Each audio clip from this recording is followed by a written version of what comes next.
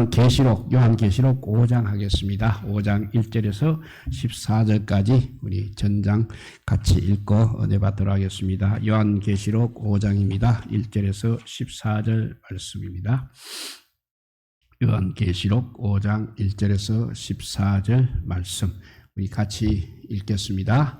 내가 보매 보좌에 앉으신 이의 오른손에 두루마리가 있으니 안팎으로 섰고 7인으로 봉하였더라. 또 보매 힘있는 천사가 큰 음성으로 외치기를 누가 그 두루마리를 펴며 그 인을 떼기에 합당하냐 하나 하늘 위에나 땅 위에나 땅 아래에 능히 그 두루마리를 펴거나 보거나 할 자가 없더라. 그 두루마리를 펴거나 보거나 하기에 합당한 자가 보이지 아니하기로 내가 크게 울었더니 장로 중에 한 사람이 내게 말하되 울지 마라. 유다 지파의 사자 다윗의 뿌리가 이겼으니 그 두루마리와 그 7인을 떼시리라 하더라. 내가 또 보니 보좌와 내 생물과 장로들 사이에 한 어린 양이 서 있는데 일찍이 죽임을 당한 것 같더라. 그에게 7뿔과 7눈이 있으니 이 눈들은 온 땅에 보내심을 받은 하나님의 7영이더라. 그 어린 양이 나와서 보좌에 앉으신 이의 오른손에서 두루마리를 취하시니라. 그 두루마리를 취하심에 내 생물과 24장로들이 그 어린 양 앞에 엎드려 각각 금문과 향이 가득한 큰 대접을 가졌으니 이 향은 성도의 기도들이라. 그들이 새 노래를 불러 이르되 두루마리를 가지시고 그 인봉을 떼기에 합당하시도다. 일찍이 죽임을 당하사 각 족속과 방언과 백성과 나라 가운데에서 사람들을 피로 사서 하나님께 드리시고 그들로 우리 하나님 앞에서 나라와 제사장들을 삼으셨으니 그들이 땅에서 왕노릇 하리로다 하더라. 내가 또 보고 들으매 보좌와 생물들과 장로들을 둘러선 많은 천사의 음성이 있으니 그 수가 만만이요 천천이라.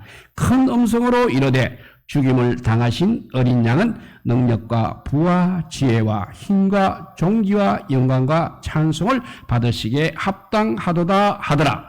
또 내가 또 들으니 하늘 위에와 땅 위에와 땅 아래와 바다 위에와 또 그 가운데 있는 그 가운데 모든 피조물이 이르되 보좌에 앉으신 이와 어린 양에게 찬송과 존귀와 영광과 권능을 세세토록 돌릴지어다 하니 내 생물이 이르되 아멘 하고 장로들은 엎드려 경배하더라. 아멘. 예, 하늘 예배인데 4장은 창조주 하나님을 찬양하는 것이고 5장은 이렇게 우리 죽임당한 어린 양을 찬양하는 예배라고 할 수 있겠습니다. 이렇게 찬양이야말로 그리스도인의 특권이요 업무인 것입니다. 찬양은 노래를 잘 부르는 사람이라고 해서 잘하는 것이 아닙니다. 또 노래를 잘 못 부르는 사람이라 해서 또 찬양을 못하는 그런 사람이 되는 것도 아닙니다. 청각장애인의 장애는 조금 특이합니다. 말이 아니라 수어로 찬양을 합니다. 일반인들이 볼 때는 그것이 찬양인가 하는 생각을 할 수도 있습니다.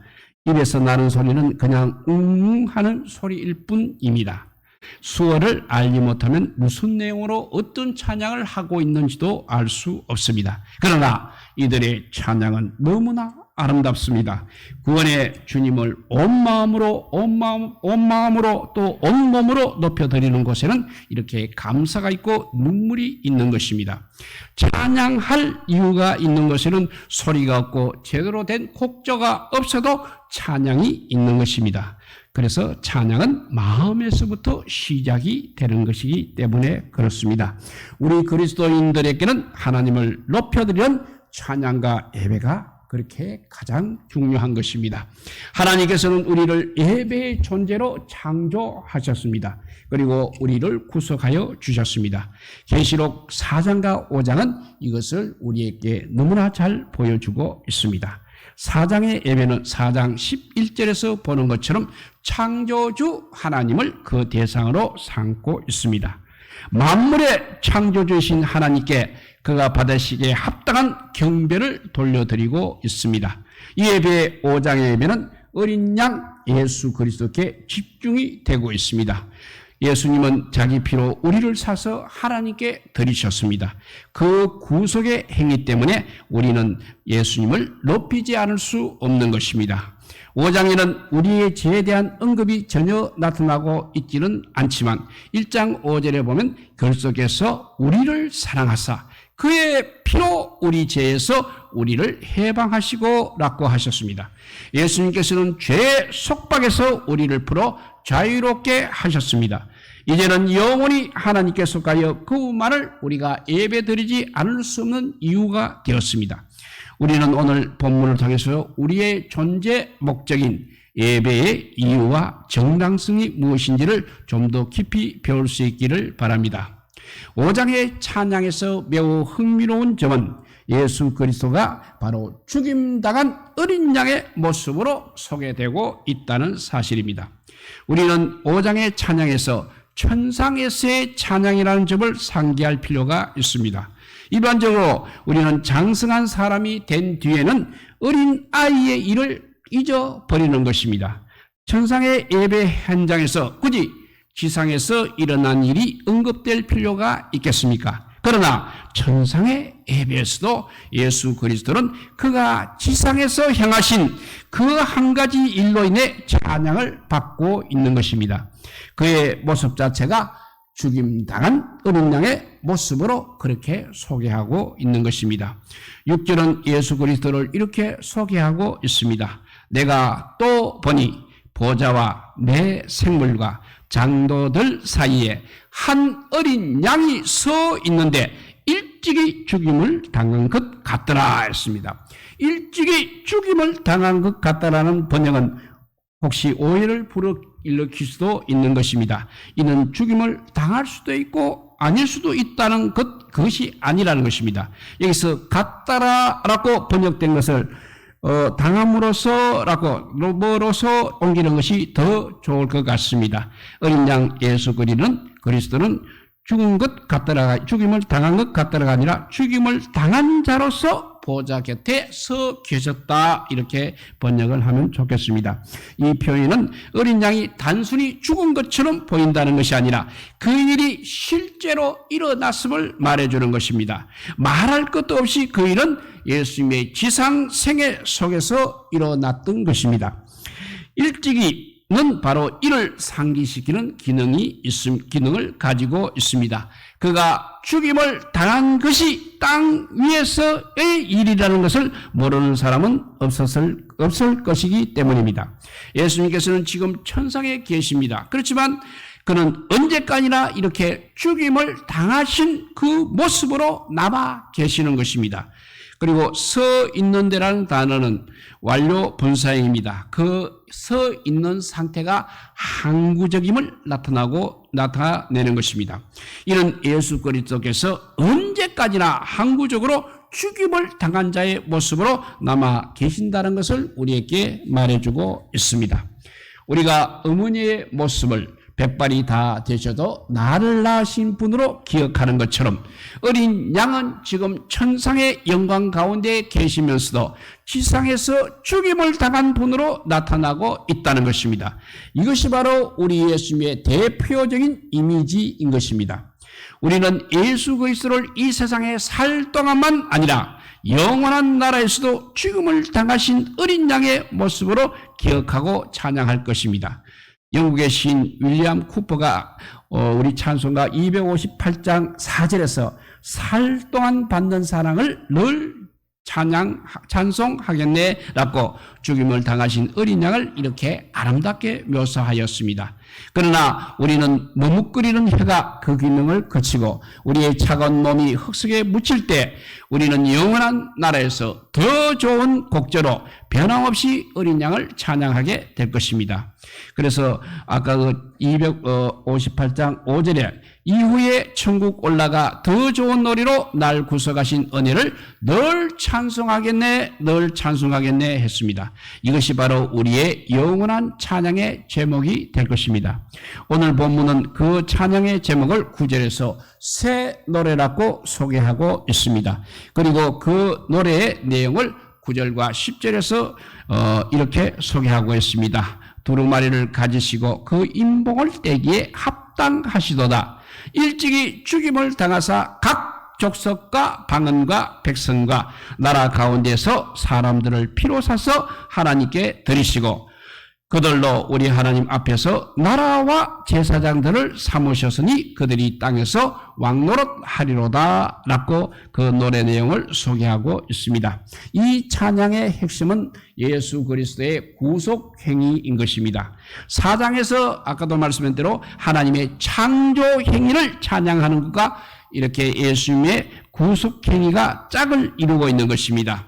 찬양의 주제와 내용은 이렇게 차이가 나지만 4장과 5장의 찬양의 공통점은 두 찬양이 모두 당신은 합당합니다로 시작된다는 점입니다.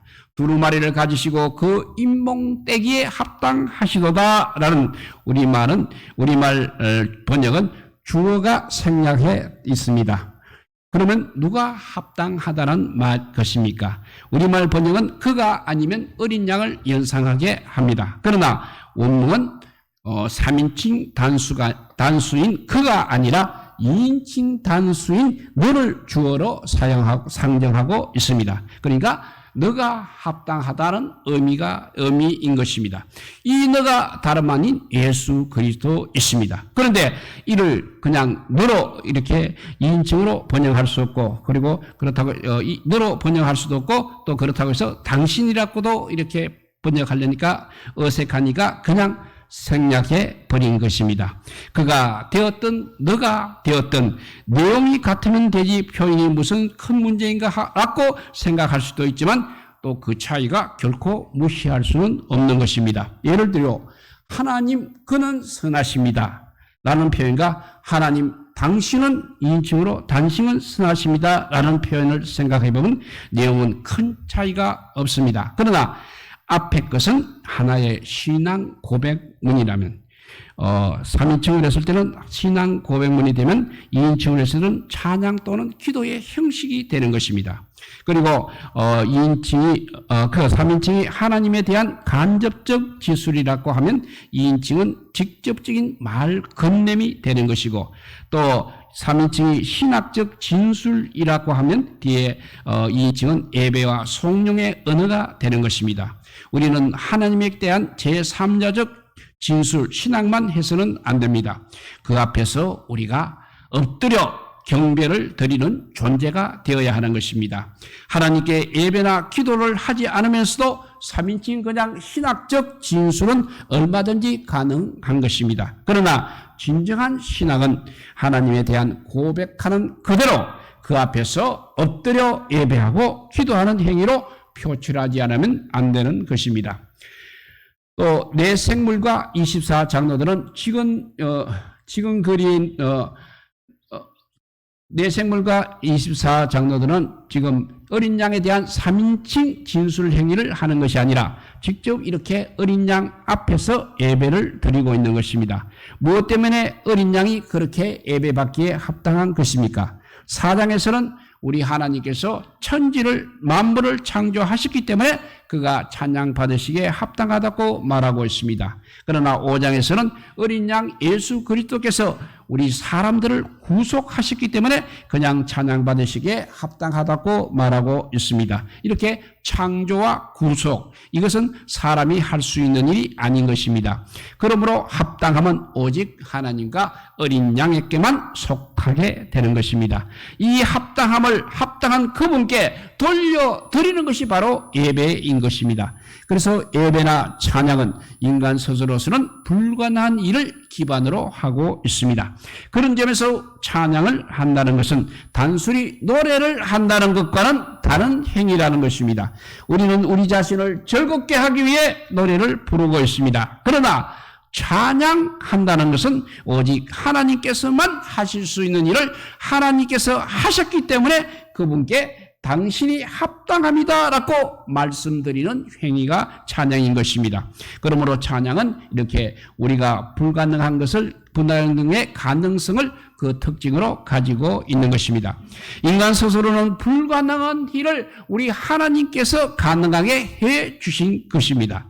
예수 그리스도께서 구속의 일을 행하여 주셨기 때문에 우리가 그 구속의 주님을 찬양하는 것이 가능하게 되었다는 것입니다. 천상의 존재들이 어린 양에 대하여 찬양하는 내용이 무엇입니까? 9절과 10절을 다시 읽어보면 그가 일찍이 죽임을 당하사 각 족속과 방언과 백성과 나라 가운데서 사람들을 피로 사서 하나님께 드리시고 그들로 우리 하나님 앞에서 나라와 제사장들을 삼으셨다고 했습니다. 예수님께서 우리를 그의 피로 사셨다는 것이 바로 핵심적인 내용이 되겠습니다. 그런데 피로 사는 행위는 목적이 있는 행위입니다. 우리를 하나님 앞에서 나라와 제사장들로 삼으시기 위한 목적입니다. 보통 우리가 어떤 물건을 살 때는 그 목적은 바로 나를 위함인 것입니다. 내 필요나 내 만족을 위해서 무엇인가를 우리가 사게 되는 것입니다. 그런데 예수님께서는 자기 목적을 위하여 우리를 사신 것이 아니라는 것입니다. 하나님을 위해서 또한 우리를 위해서 우리를 사셨습니다. 우리가 하나님 앞에서 가장 존귀롭고 영광스러운 지위와 관계를 누리도록 하기 위한 것이었습니다. 여기서 나라와 제사장들이란 표현이 이것을 잘 표현하고 있습니다. 이 표현은 나라 따로 제사장 따로 구분해서 읽기보다는 제사장 나라로 그렇게 읽는 것이 좋겠습니다. 제사장 나라라는 개념은 출애굽기 구약성경 출애굽기 19장 5절과 6절에 기반을 두고 있습니다. 읽어보면 세계가 다 나에게 속하였나니 너희가 내 말을 잘 듣고 내 언약을 지키면 너희는 모든 민족 중에서 내 소유가 되겠고 너희가 내게 대하여 제사장 나라가 되며 거룩한 백성이 되리라 했습니다. 하나님께서는 이스라엘을 자기를 위한 특별한 보배 소유로 삼으셨습니다. 그리고 모든 나라들 중에서 하나님을 섬기는 제사장 나라가 되게 하셨습니다. 이 나라가 존재하는 목적은 하나님을 예배하고 하나님을 섬기기 위함인 것입니다. 그리고 하나님의 뜻을 세상 모든 나라들 앞에 알리고 직접 자신의 삶을 통해서 하나님 나라를 보여주기 위함인 것입니다. 이처럼 제사장 나라의 개념은 이렇게 출애굽기 19장에서 도출이 되었습니다. 그렇지만 우리는 출애굽기 19장은 그냥 하나님의 구원 행위에 기반을 두고 있습니다. 하나님께서는 자신이 출애굽기 19장 4절에서 독수리 날개로 너희를 업어 나에게로 인도하였다 이렇게 말씀하고 있습니다. 하나님이 여기서는 구원의 행위자입니다. 그러나 요한계시록 5장은 어린 양 예수 그리스도께서 그의 피로 사서 그의 피로 우리를 사셨다고 말하고 있습니다. 결과는 동일하게 우리가 하나님을 위한 제사장 나라가 된 것입니다. 그러나 그 과정이 조금 다릅니다. 우리는 어린 양의 구속 행위를 통해서 하나님 앞에 가장 귀중한 존재로 가장 존귀한 존재로 설 수 있게 되었습니다. 또 하나의 차이가 있습니다. 출애굽기 19장에서는 구원받은 백성이 아브라함의 혈육으로서 이스라엘에 국한되고 있습니다. 그러나 계시록 5장에서는 각 족속과 방언과 또 백성과 나라 가운데서 사람들이 구속을 받았다고 했습니다. 더 이상 제사장 나라는 이제 혈통에 따른 이스라엘에 국한되지 않는다는 것입니다. 모든 민족들 가운데서 혈통적 배격을 초월해서 이제는 하나의 새로운 하나님의 백성이 만들어지고 있는 것입니다. 이 시대의 교회가 이것을 실제로 잘 보여주고 있습니다. 우리는 이 놀라운 일을 이루어주신 예수 그리스도를 전심으로 찬양하지 않을 수 없는 것입니다. 마지막으로 한 가지만 더 생각해 볼 것이 있습니다. 오늘 계시록 5장 9절과 10절의 찬양은 그러면 누가 부르는 찬양입니까? 천상의 네 생물과 24장로들이 부르는 찬양입니다. 그들이 예수 그리스도의 구속의 행위를 찬양하고 있기는 합니다. 그렇지만 정작 그 사람들은 그들 자신은 따로 사심에 피로 사심의 대상이 아니라는 것입니다. 그래서 그들의 찬양은 구속의 대상을 1인칭이 아니라 3인칭 형태로 표현될 수밖에 없는 것입니다. 각 족속과 방언과 나라가 백성과 나라 가운데서 사람들을 피로 사서 하나님께 드리고 그들로 나라와 제사장으로 삼으셨다는 것입니다. 이것을 그러면 우리의 찬양으로 삼으려면 어떻게 해야 하는 것입니까? 그래서 사람들이라든지 그들 대신에 나 또는 우리로 바꾸어 넣으면 되는 것입니다. 어린 양 예수 그리스도는 우리를 피로 사서 하나님께 드리시고 우리를 나라와 제사장으로 삼으셨습니다. 성경을 읽으면서 우리는 이런 전환을 잘 할 수 있어야 합니다. 성경의 이야기는 그들의 이야기만이 아니라 바로 우리 자신을 위한 이야기인 것입니다. 성경의 찬양은 그들의 찬양만이 아니라 바로 우리 자신이 드려야 할 찬양인 것입니다. 계시록 5장이 소개하는 새 노래는 뒤에 가서 다시 한번 더 등장하게 됩니다. 계시록 14장 1절에서 3절에 보면 14만 4천의 무리가 시온산에 어린 양과 함께 서서 이 새 노래를 부르고 있습니다. 물론 거기에는 제목만 나오고 내용은 나타나지 않고 있습니다. 그 내용은 5장과 다르지 않는 것입니다. 그런데 계시록 14장 3절에서는 땅에서 속량함을 받은 14만 4천 밖에는 능히 이 노래를 부를 자가 없더라고 그렇게 기록하고 있습니다. 이렇게 속량함을 받은 이라는 표현을 좀 더 정밀하게 읽으면 속량함을 받은 사람들이 되는 것입니다. 이런 14만 4천이 곧 속량함을 받은 사람이라는 것을 말해주고 있습니다. 또 뒤에 7장에 가면 왜 이것이 중요한지를 다시 한번 보게 될 것입니다.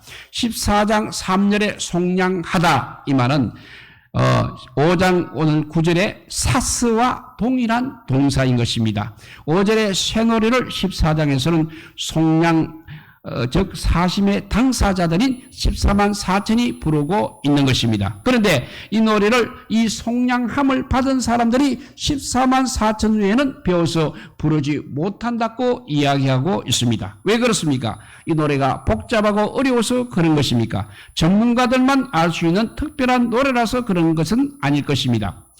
우리가 5장에서 보는 것처럼 이 노래는 너무나 단순하고 너무나 쉬운 노래입니다. 그런데 왜 14만 4천 외에는 이 노래를 배우지 못하는 것입니까? 어린 양의 구속이 자신의 경험이 되지 못한 사람은 결코 이 노래를 부를 수 없기 때문인 것입니다. 반면에 그 구속이 자신의 경험인 사람은 천상의 존재들이 5장 9절에 사람들을 피로 사서 낳고 노래했던 것을 사람들을 나를 피로 사서 낳고 바꾸어 노래할 줄 아는 것입니다. 우리는 어린 양의 피로 사심을 입은 바로 그 당사자인 것입니다.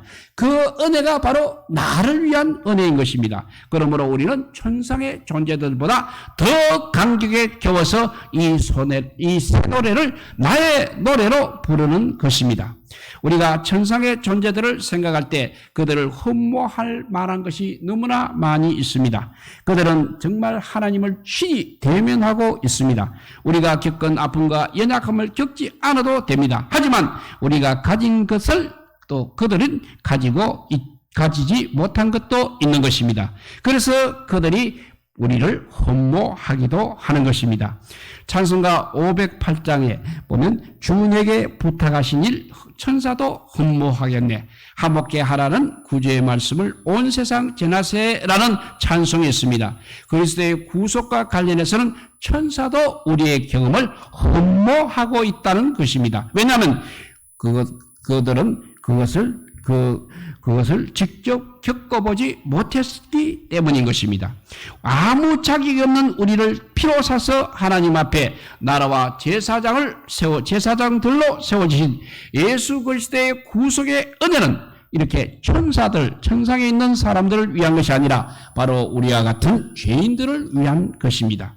그래서 히브리서 2장 14절에서 16절이 이것을 잘 설명해 주고 있습니다. 읽어보면 자녀들은 혈과 육에 속하였으며 그도 또한 같은 모양으로 혈과 육을 함께 지니심은 죽음을 통하여 죽음의 세력을 잡은 자 곧 마귀를 멸하시며 또 죽기를 무서워함으로 한평생 미어 종도를 한 모든 자들을 놓아주려 하심이니 이는 확실히 천사들을 붙들어 주려 하심이 아니요 오직 아브라함의 자손을 붙들어 주려 하심이라 했습니다.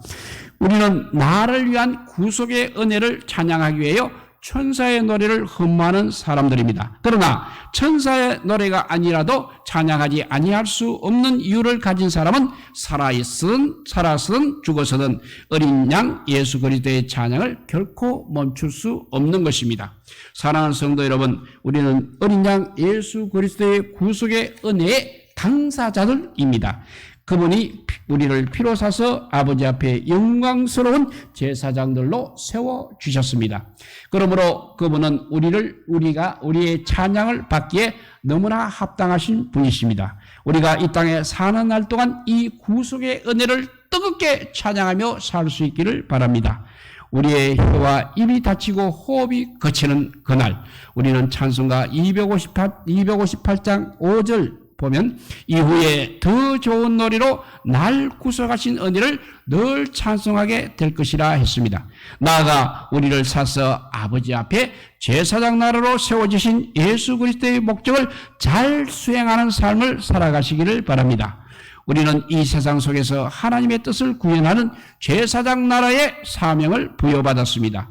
하나님께서 우리를 이 세상의 여러 가지 위험에서 지켜주시고 또 우리가 맡은 일들을 잘할 수 있게 하시는 것은 하나님 나라의 아름다움과 거룩함을 이 세상 속에 구현하도록 하기 위함인 것입니다.